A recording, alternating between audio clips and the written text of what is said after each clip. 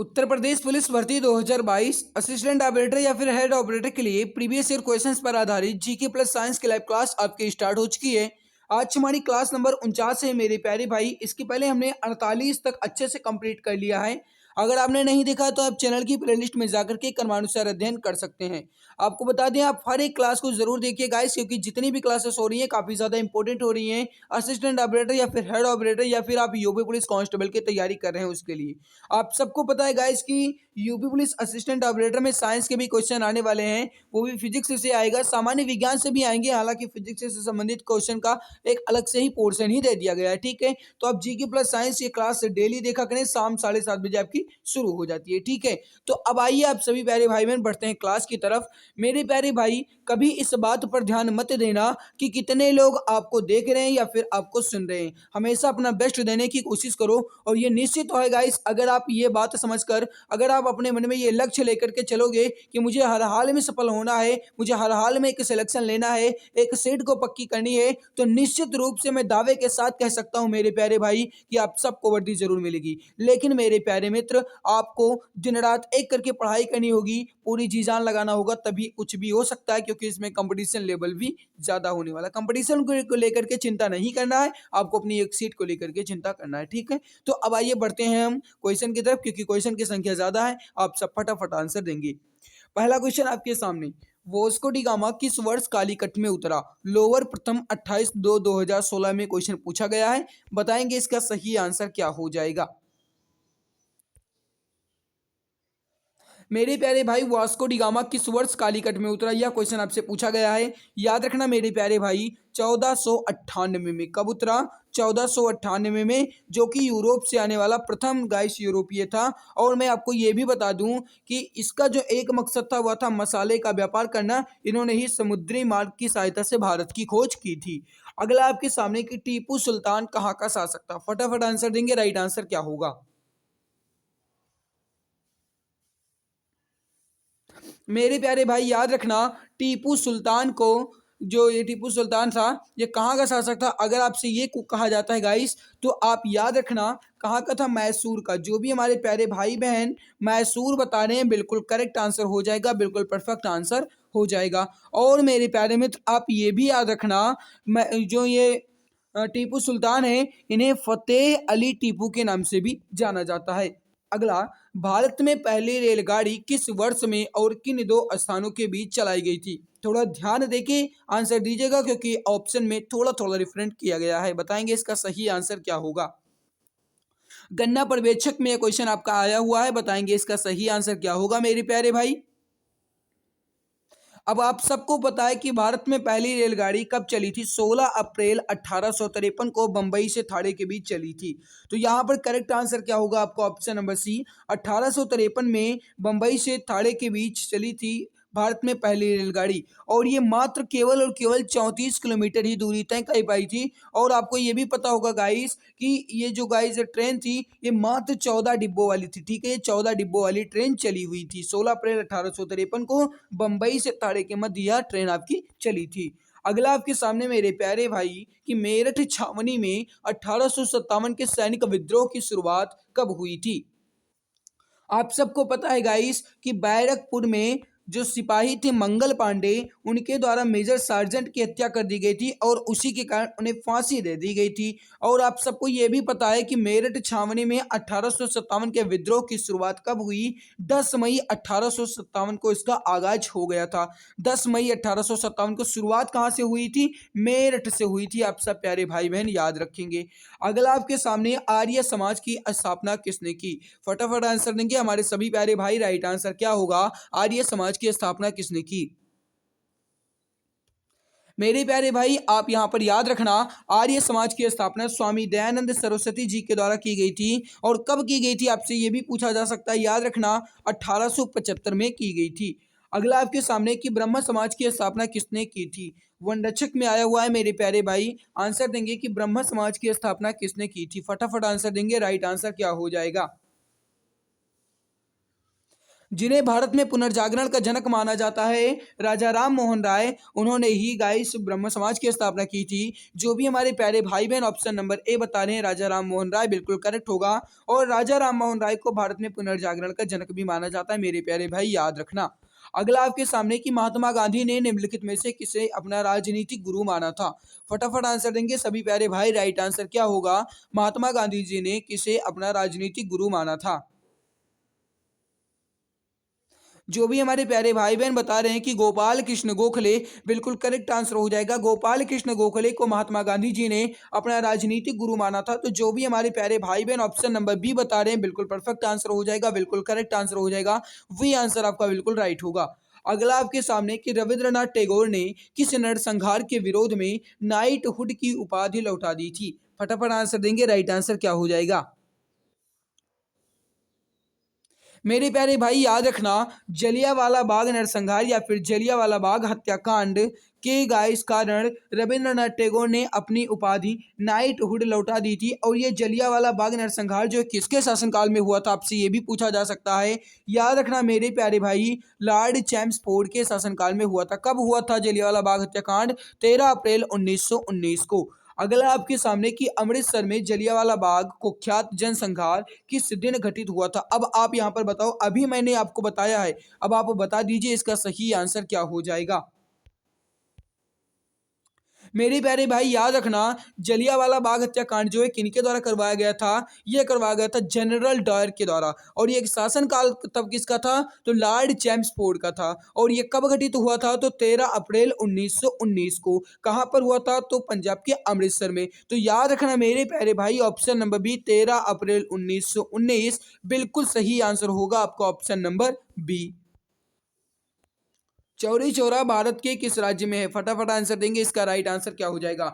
मेरे प्यारे भाई, मैं आप सब प्यारे भाइयों से दिल की गहराइयों से रिक्वेस्ट करना चाहूंगा कि जिन्होंने भी अभी तक इस क्लास को लाइक नहीं किया है, मैं कृपया एक बार पहले क्लास को दिल की गहराइयों से लाइक कर देंगे, उसके बाद ही क्लास को देखेंगे। मैंने देखा है कि देखने वालों की संख्या अधिक होती है लेकिन लाइक नहीं करते हो। मेरे प्यारे भाई, लाइक करने में आपका कुछ नहीं जाएगा। अगर आप लाइक कर दोगे तो मुझे ही मोटिवेशन मिलता है और गाइस मुझे बहुत ही ज़्यादा खुशी होती है। सो प्लीज़ आप जितनी हो सके उतनी लाइक कीजिए। आपसे मैं रिक्वेस्ट करता हूँ, कृपया क्लास को दिल की गहराइयों से लाइक ज़रूर कर दीजिए। चौरी चौरा भारत के किस राज्य में है? जो भी हमारे प्यारे भाई बहन ऑप्शन नंबर बी बता रहे हैं उत्तर प्रदेश में, बिल्कुल करेक्ट आंसर हो जाएगा मेरे प्यारे भाई। ऑप्शन नंबर बी आपका बिल्कुल करेक्ट आंसर हो जाएगा। चौरी चौरा कांड कब हुआ था ये भी आपसे पूछा जा सकता है। याद रखना मेरे प्यारे भाई, चौरी चौरा कांड जो है ये 5 फरवरी 1922 को घटित हुआ था। अगला आपके सामने की चौरी चौरा की घटना जिसके कारण गांधी जी को अपना असहयोग आंदोलन बंद करना पड़ा, किस जिले में घटी? बताएंगे इसका सही आंसर क्या होगा? चौरी चौरा जो है ये कहाँ पर है?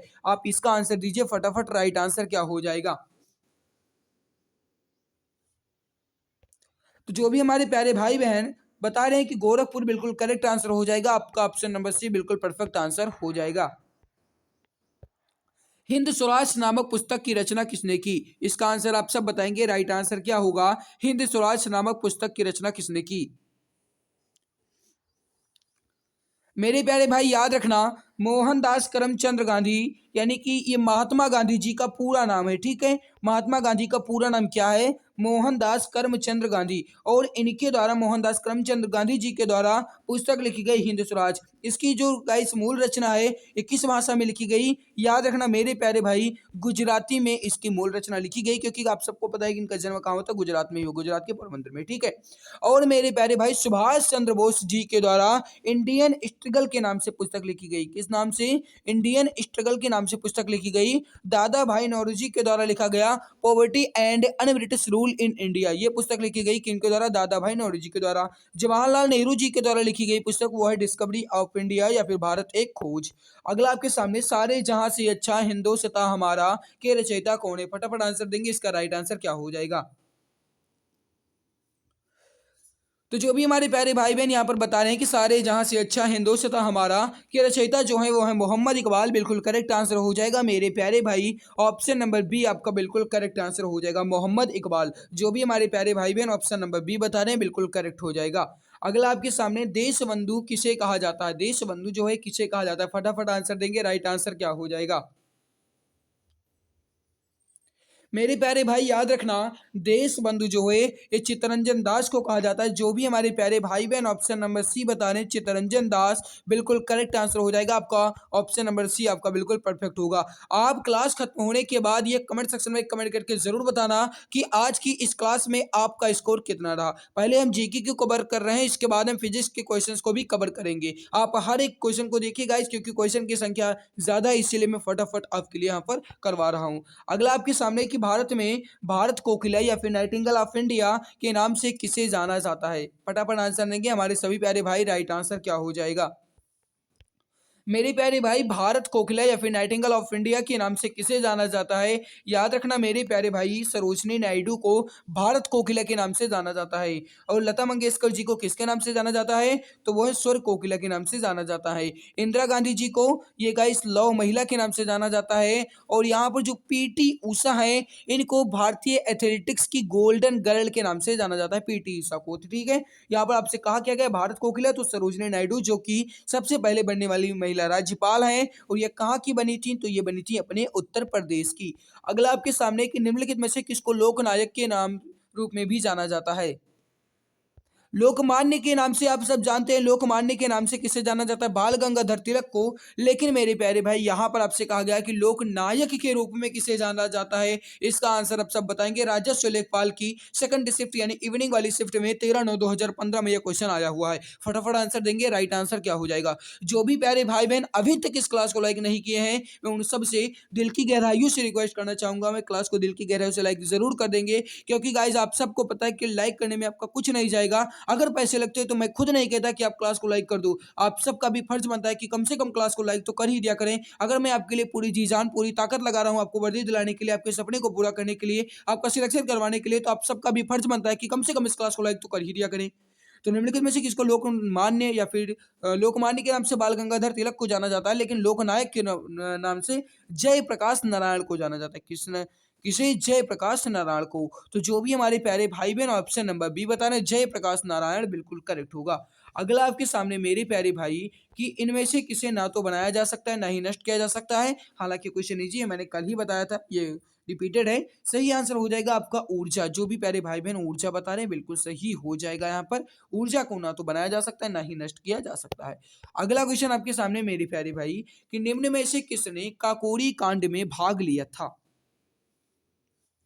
काकोरी कांड क्या है, वही ट्रेन लूटने वाली घटना। ठीक है, और ये आप सबको पता है कि काकोरी कांड कब घटित हुआ था। अगर आपसे ये पूछा जाता है मेरे प्यारे भाई, तो याद रखना 9 अगस्त 1925। कब, 9 अगस्त 1925 को काकोरी कांड की घटना घटित हुई थी। और ये गाइस किसके इसमें शामिल या फिर भाग कौन लिए थे, जिनकी गिरफ्तारी हो गई थी, राम प्रसाद बिस्मिल। जो भी प्यारे भाई बहन बता रहे हैं राम प्रसाद बिस्मिल, बिल्कुल सही होगा। देखो भगत सिंह, खुदीराम बोस, गाइस ये सब भाग निकले थे, लेकिन राम प्रसाद बिस्मिल यहाँ पर आपका बिल्कुल करेक्ट होगा। अगला आपके सामने मेरे प्यारे भाई कि निम्न में से कौन सी रेखा भारत में गुजरती है। इसका आंसर आप सब बताएंगे। निम्न में से कौन सी रेखा भारत से होकर गुजरती है। फटाफट आंसर देंगे, राइट आंसर क्या हो जाएगा। तो जो भी हमारे प्यारे भाई बहन बता रहे हैं कि कर्क रेखा, बिल्कुल करेक्ट आंसर हो जाएगा मेरे प्यारे भाई। भारत के मध्य से होकर गुजरने वाली कर्क रेखा है, जो कि 8 राज्यों से गुजरती है। और ये रेखा जो है ये भारत से गुजरती है। जो भी मेरे प्यारे भाई बहन यहाँ पर ऑप्शन नंबर ए कर्क रेखा बता रहे हैं ना, बिल्कुल करेक्ट होगा, बिल्कुल सही होगा, बिल्कुल परफेक्ट आंसर आ रहा है। भारत में सर्वोच्च सैनिक सम्मान कौन सा है। अब मेरे प्यारे भाई यहाँ पर आप ध्यान दीजिएगा, कहा क्या गया है भारत में सर्वोच्च सैनिक सम्मान। अगर आपसे नागरिक पुरस्कार कहा जाता है, तब आप भारत रत्न कह सकते थे। बट मेरे प्यारे मित्र यहाँ पर सैनिक सम्मान कहा गया है, तो आप सब बताएंगे इसका सही आंसर क्या होगा।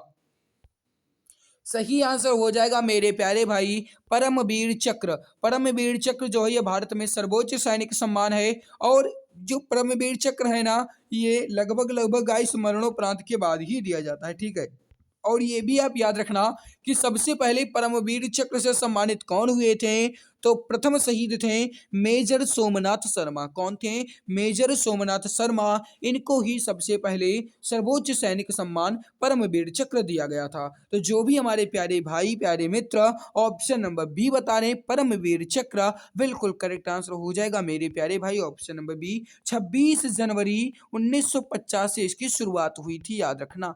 अगला आपके सामने मौलिक कर्तव्यों का स्रोत कौन सा देश है? कहने का मतलब है हमारे इंडियन कॉन्स्टिट्यूशन में जो मौलिक कर्तव्य हैं इसका गाय स्रोत जो है ये क्या है? Fundamental rights. बताएंगे इसका सही आंसर क्या होगा? तो जो भी हमारे प्यारे भाई बहन यहाँ पर बता रहे हैं मौलिक कर्तव्यों का स्रोत रूस से लिया गया है, बिल्कुल करेक्ट हो जाएगा मेरे प्यारे भाई। रूस से, जहां पर आज जंग छिड़ी हुई है रूस वर्सेस यूक्रेन से, आप सबको पता होगा है ना, रूस वर्सेस यूक्रेन से। तो यहाँ पर करेक्ट आंसर क्या हो जाएगा आपका? ऑप्शन नंबर ए रूस। जो भी हमारे प्यारे भाई बहन ऑप्शन ए बता रहे हैं बिल्कुल करेक्ट होगा। विश्व का सबसे बड़ा महाद्वीप कौन सा है? फटाफट आंसर देंगे, इसका राइट आंसर क्या हो जाएगा? विश्व का सबसे बड़ा महाद्वीप कौन सा है? जो भी हमारे प्यारे भाई बहन यहाँ पर बता रहे हैं एशिया महाद्वीप विश्व का सबसे बड़ा महाद्वीप है, बिल्कुल करेक्ट आंसर हो जाएगा मेरे प्यारे भाई। ऑस्ट्रेलिया जो है ये विश्व का सबसे छोटा महाद्वीप हो जाएगा, सबसे बड़ा आपका एशिया हो जाएगा। तो जो भी हमारे प्यारे भाई बहन ऑप्शन नंबर सी एशिया महाद्वीप बता रहे हैं बिल्कुल करेक्ट आंसर हो जाएगा मेरे प्यारे मित्र, ऑप्शन नंबर सी बिल्कुल सही होगा। वायु में पाई जाने वाली मुख्य गैस कौन सी है जिसे हम सांस लेते हैं? बताएंगे इसका सही आंसर क्या होगा? वायु में पाई जाने वाली वह मुख्य गैस कौन सी है जिससे हम सांस लेते हैं? फटाफट आंसर देंगे, इसका सही आंसर क्या होगा? हम सांस लेते हैं ऑक्सीजन को, छोड़ते हैं कार्बन डाइऑक्साइड को।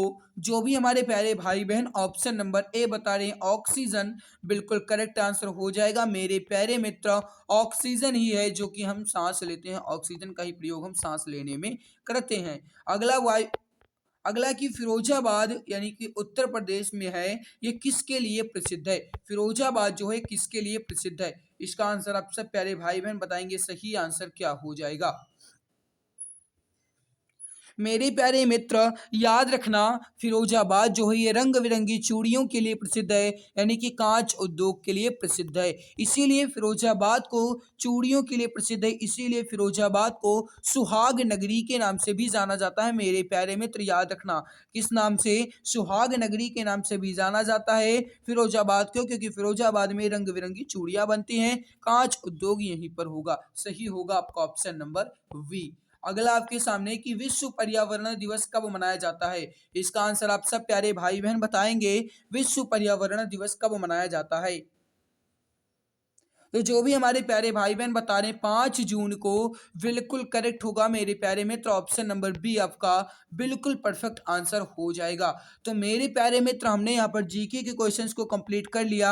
अब हम बढ़ते हैं साइंस क्वेश्चन की तरफ, लेकिन उससे पहले मैं आप सब प्यारे भाई बहन से निवेदन करता हूं कि अभी तक जिसने इस क्लास को लाइक नहीं किया है वह कम से कम इस क्लास को लाइक तो कर ही दिया करें मेरे प्यारे मित्र। कुछ भी नहीं जाएगा, बल्कि मुझे ही खुशी मिलती है आपके एक लाइक से, क्योंकि आपका एक ही लाइक मेरे लिए मोटिवेशन होगा। और आप सबको पता है गाइस, अगर मैं आपके लिए पूरी जी जान लगाता हूं, देखो मैं आपको टेस्ट भी देता हूं फ्री में देता हूं, क्लास भी देता हूं फ्री में देता हूं, पीडीएफ भी आपको मिलती है फ्री में मिलती है, जो कुछ भी मैं आपके लिए कर सकता हूं बिल्कुल फ्री में करता हूं। तो आप सबका भी फर्ज बनता है कि कम से कम इस क्लास को लाइक तो फ्री में कर ही दिया करें। तो मेरे प्यारे भाई जिसने भी अभी तक इस क्लास को लाइक नहीं किया है वह कम से कम इस क्लास को लाइक कर देंगे। और इसके अलावा जो चैनल पर पहली बार आए हैं हमारे प्यारे भाई, वह चैनल को सब्सक्राइब जरूर कर लेंगे। सब्सक्राइब करने के लिए आप नीचे लाल कलर की बटन सब्सक्राइब लिखा हुआ दिख रहा होगा, उसे आप प्रेस कर लीजिएगा, सब्सक्राइब हो जाएगा। ठीक है, आप गाइस सब्सक्राइब कर लीजिएगा ताकि आने वाली हर लाइव क्लास की नोटिफिकेशन आपको मिला करे।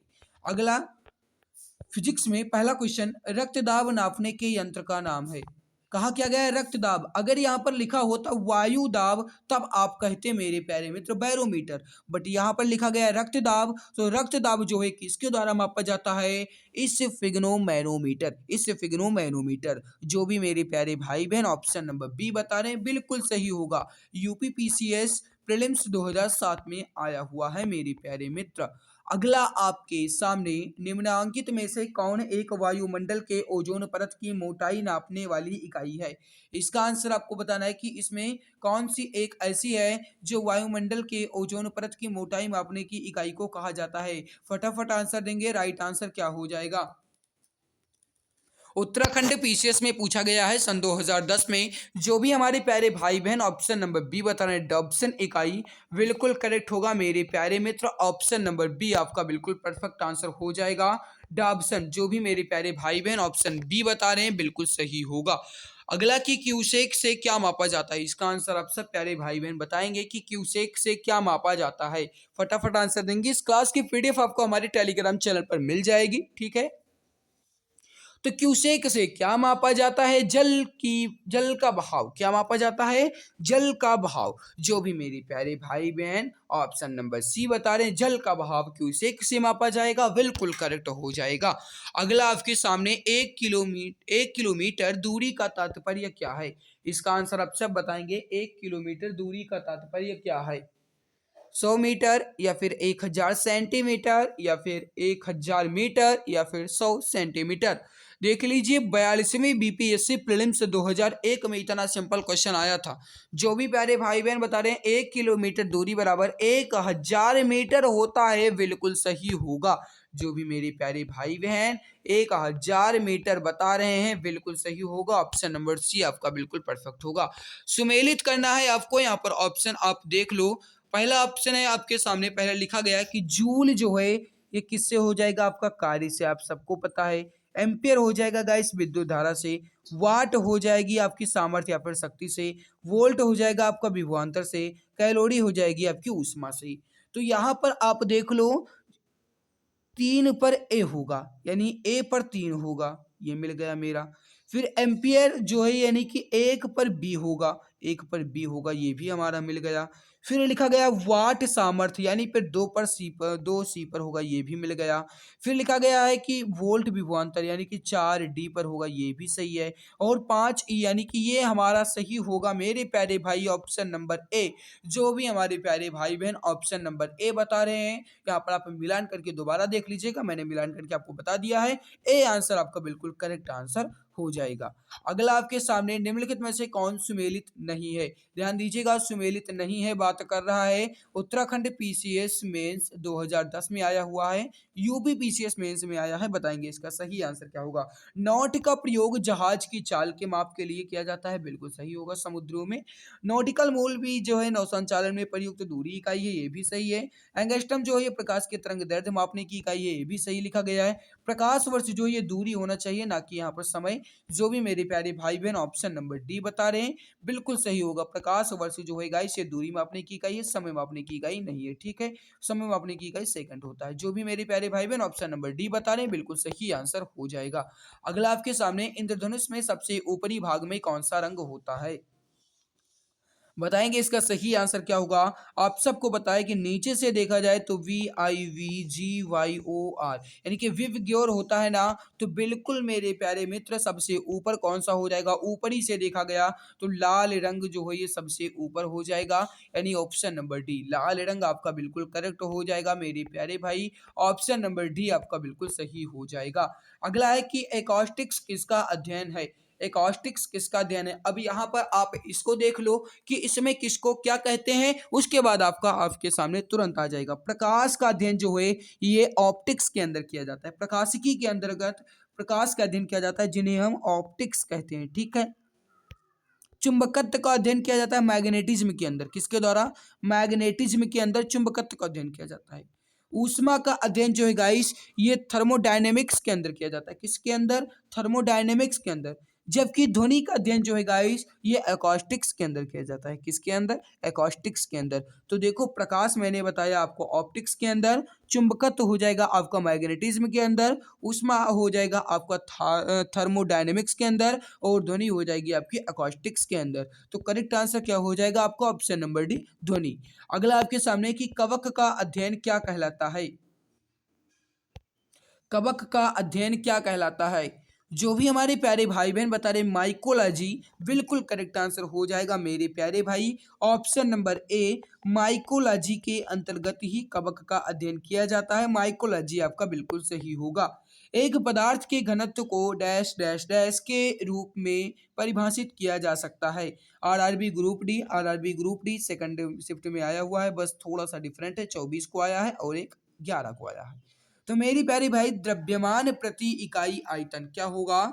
द्रव्यमान प्रति इकाई आयतन जो इकाई से पदार्थ की घनत्व के रूप में परिभाषित किया जा सकता है। सही आंसर हो जाएगा आपका ऑप्शन नंबर ए। द्रव्यमान बटे आयतन होता है ना, घनत्व का जो सूत्र होता है वह क्या होता है? द्रव्यमान बटे आयतन। तो वही मेरे प्यारे भाई बटे का मतलब प्रति, तो द्रव्यमान प्रति इकाई आयतन।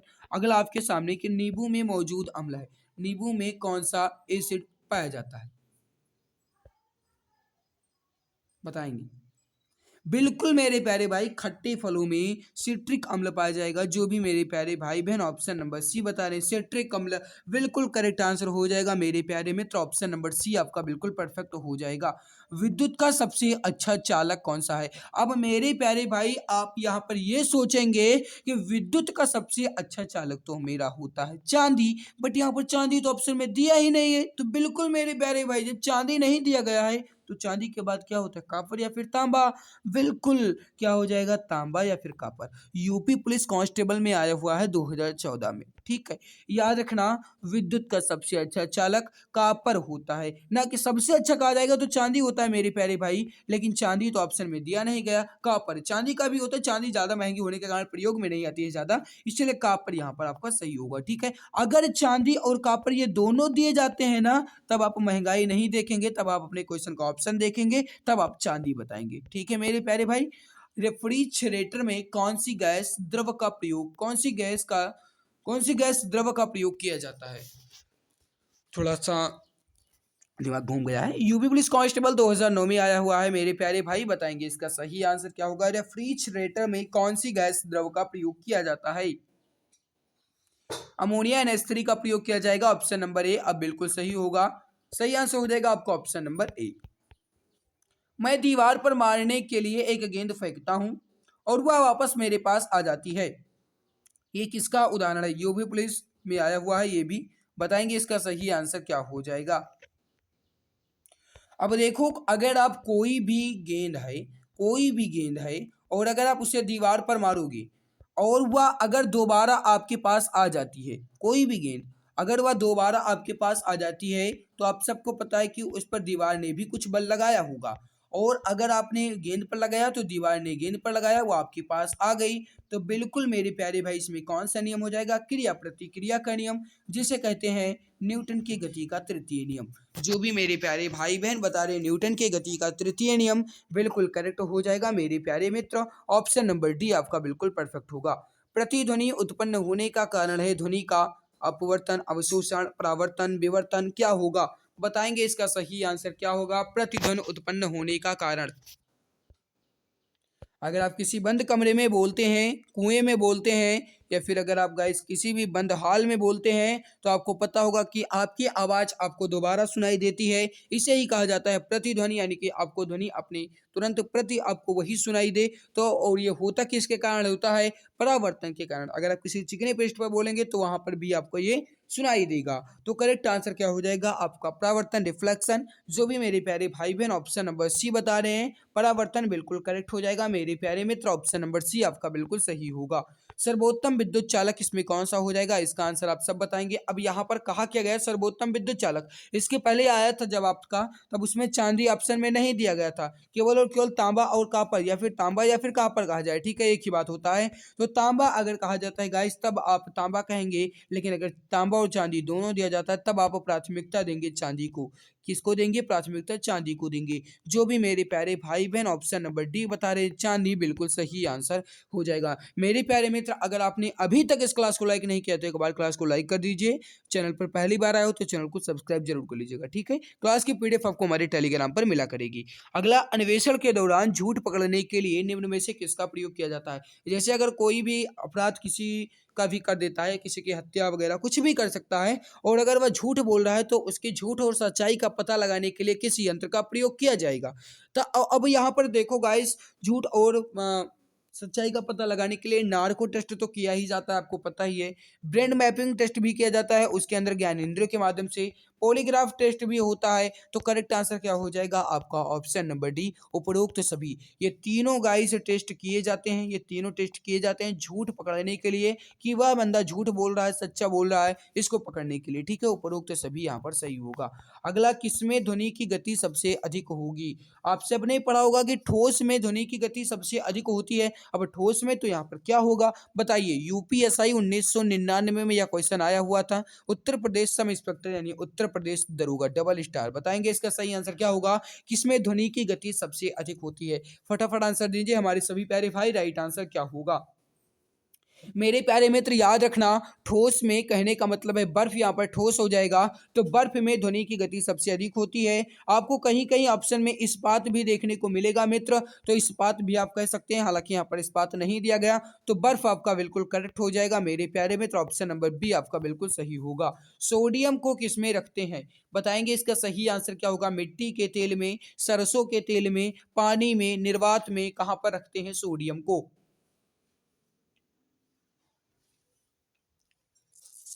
केरोसिन ऑयल में रखा जाता है सोडियम को, जो भी मेरे प्यारे भाई बहन बता रहे हैं। ऑप्शन नंबर ए बिल्कुल सही आंसर हो जाएगा, मिट्टी के तेल में। एआईडीएस यानी एड्स का विस्तृत रूप क्या है? एड्स जो होता है ये गाइस एचआईवी यानी कि विषाणु के द्वारा होता है। और एड्स का विस्तृत रूप क्या हो जाएगा? एड्स का फुल फॉर्म क्या हो जाएगा? यूपी पुलिस कांस्टेबल 2013 में ये आया हुआ है, बताएंगे। जो भी मेरे प्यारे भाई बहन बता रहे हैं एक्वायर्ड इम्यूनो डिफिशियंसी सिंड्रोम, बिल्कुल सही आंसर हो जाएगा, एक्वायर्ड इम्यूनो डिफिशियंसी सिंड्रोम। जो भी मेरे प्यारे भाई बहन ऑप्शन नंबर सी बता रहे हैं बिल्कुल सही होगा। एड्स का विस्तृत रूप होता है acquired immuno deficiency syndrome, option number C आपका बिल्कुल सही होगा। अगला है कि कौन सा रक्त वर्ग हर रक्त वर्ग वाले मनुष्य को दिया जा सकता है? बताएंगे इसका सही आंसर क्या हो जाएगा? कौन सा रक्त वर्ग हर रक्त वर्ग वाले मनुष्य को दिया जा सकता है? यूपी पुलिस कांस्टेबल 2009 में आया हुआ है। देखो मेरे प्यारे भाई, जो गाइस सर्वदाता ग्रुप होता है वह होता है ओ ग्रुप जो है गाइस ये हर ग्रुप वाले मनुष्य को दिया जा सकता है। और ए बी ग्रुप जो है गाइस ये हर मनुष्य वाले ग्रुप से लिया जा सकता है। ठीक है, सर्वग्राही कहलाता है ए बी, सर्वदाता कहलाता है ओ। अगला आपके सामने कि लाल रक्त कण या फिर आरबीसी शरीर के किस अंग में बनता है? जो भी मेरे प्यारे भाई बहन बता रहे हैं अस्थि मज्जा में, बिल्कुल सही हो जाएगा मेरे प्यारे मित्र, ऑप्शन नंबर ए अस्थि मज्जा में बनता है। जो भी मेरे प्यारे भाई बहन बता रहे हैं कि लाल रक्त कण जो है ये अस्थि मज्जा में बनता है, बिल्कुल सही आंसर हो जाएगा मेरे प्यारे मित्र, ऑप्शन नंबर ए आपका बिल्कुल सही आंसर हो जाएगा। पहाड़ों पर चढ़ते समय वायुदाब में क्या परिवर्तन होगा? अपरिवर्तित रहता है, बढ़ता है, घटता है, या फिर इनमें से कोई नहीं? यूपीएसआई 1999 में यह क्वेश्चन पूछा गया है, बताएंगे सही आंसर क्या होगा? पहाड़ों पर चढ़ते समय गाइस इसका जो वायुदाब है ये क्या होता है? घटता है। सही आंसर क्या होगा आपका? ऑप्शन नंबर बी घटता है। जो भी मेरे प्यारे भाई बहन बता रहे हैं कि डिक्रीजिंग होगी, बिल्कुल सही आंसर हो जाएगा आपका ऑप्शन नंबर बी। अगला है कि रक्त समूह की खोज किसके द्वारा की गई थी? इंपॉर्टेंट क्वेश्चन है, बताएंगे इसका सही आंसर क्या होगा? रक्त समूह की खोज किसके द्वारा की गई थी? का जो मेरे प्यारे भाई बहन बता रहे हैं कार्ल लैंड स्टीनर के द्वारा, बिल्कुल सही होगा आपको ऑप्शन नंबर ए। जो भी मेरे प्यारे भाई बहन बता रहे हैं कि लैंड स्टीनर के द्वारा, बिल्कुल सही होगा, रक्त समूह की खोज लैंड स्टीनर के द्वारा की गई थी, बिल्कुल सही आंसर हो जाएगा। तो मेरे प्यारे मित्र हमने यहाँ पर जीके और साइंस के क्वेश्चंस को कंप्लीट कर लिया है। और अगर आपको लगता है कि ये क्लास आपके लिए कुछ भी हेल्पफुल है तो आप कम से कम इस क्लास को लाइक कर दीजिएगा। चैनल पर पहली बार आए हो तो आप चैनल को सब्सक्राइब जरूर कर लीजिएगा। हिंदी की आपकी डेली क्लास होती है मेरे प्यारे भाई 7 बजे। जीके प्लस साइंस की क्लास आपकी स्टार्ट हो जाती है शाम 7:30 बजे। रीजनिंग की क्लास आपकी होती है सुबह 10 बजे। हालांकि इसमें टाइम नहीं मिलता है तो रीजनिंग की क्लास गाइस बंद है, लेकिन आपको बहुत जल्द वो भी मिल जाएगी। और मैथ की क्लास जो है ये रोज दोपहर 12:30 बजे आपको मिलती है। सारी क्लासेस की पीडीएफ आपको हमारे Telegram channel exam Guruji by अरबी सर पर मिल जाएगी विथ आंसर के साथ। आप टेलीग्राम पर जाइए, वहां पर सर्च कर लीजिएगा एग्जाम गुरुजी बाई अरबी सर, यानी जो चैनल का नेम आप सीधा वही सर्च कीजिएगा, आपको वहां पर मिल जाएगा। ठीक है, और गाइस ये क्लास काफी ज्यादा इंपॉर्टेंट थी और इसमें क्वेश्चन की संख्या भी ज्यादा थी। लगभग मैंने इस क्लास में लगभग 48 से 49 क्वेश्चन थे गाइस आपका, इसीलिए आप फटाफट आंसर दिए हैं तो जल्दी समय भी कवर हो गया है। ठीक है, तो अगर आपने अभी तक इस क्लास को लाइक नहीं किया है तो लाइक जरूर कर देना। इसके अलावा आपको हमारी ये मेहनत कैसी लगी, वीडियो के नीचे कमेंट सेक्शन में कमेंट करके अपनी राय जरूर दीजिएगा। अच्छी लगी, गंदी लगी, भद्दी लगी, जो कुछ भी लगी हो आपको हमारी मेहनत, आप कमेंट सेक्शन में कमेंट करके जरूर बताना। चैनल पर पहली बार आए हो तो आपकी इच्छा हो तो आप चैनल को भी सब्सक्राइब कर लीजिएगा। मिलते हैं दूसरे नई क्लास में, तब तक के लिए धन्यवाद।